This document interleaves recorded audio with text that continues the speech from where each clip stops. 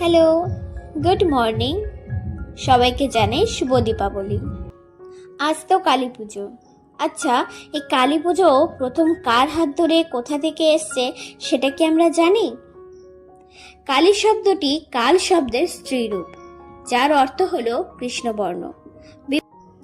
বিভিন্ন পুরাণ তথ্য অনুযায়ী মা কালী মহামায়া মা দুর্গার অন্যতম রূপ। আবার প্রাচীন গ্রন্থে পাওয়া তথ্য অনুযায়ী কালী একটি দানবীর রূপ।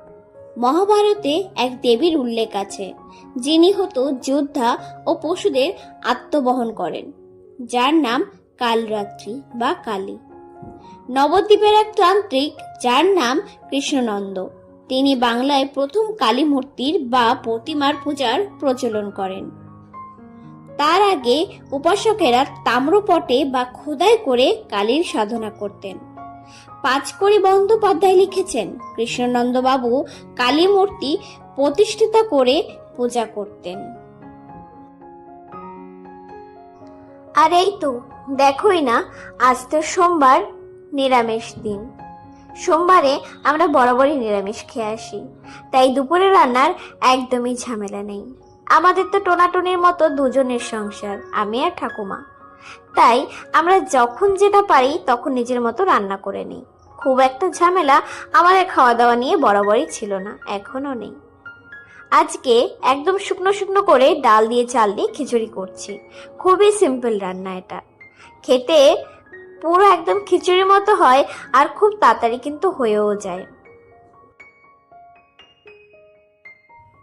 আর আজ যেহেতু কালী পুজো, সন্ধ্যাবেলা যেন রান্নার কোনো ঝামেলা না থাকে, সন্ধ্যার জন্য কিছুটা আমি এগিয়ে রাখছি। কালো জিরে ফোড়ন দিয়ে পেঁপেটা ভেজে রাখছি। আর এই তো আমার শুকনো শুকনো খিচুড়ি, খেতে কিন্তু সত্যি অনেক ভালো হয়। সন্ধ্যাবেলায় মোমবাতি জ্বালানো, কালকে প্রদীপ জ্বালিয়েছি তাই আজকে মোমবাতি জ্বালাচ্ছি।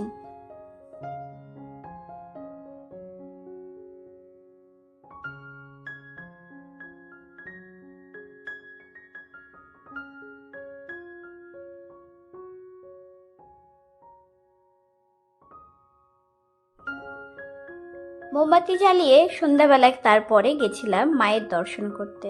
দেখি যে মনটা ভারী ভালো হয়ে গেল। আর এইদিকে বাজি ফাটাচ্ছিল সবাই, তার একটু ভিডিও নিয়েছি আমি। কালী পুজো মানেই অনেক রকম বাজি ফাটানো, অনেক আলোর ছড়াছড়ি। টাটা।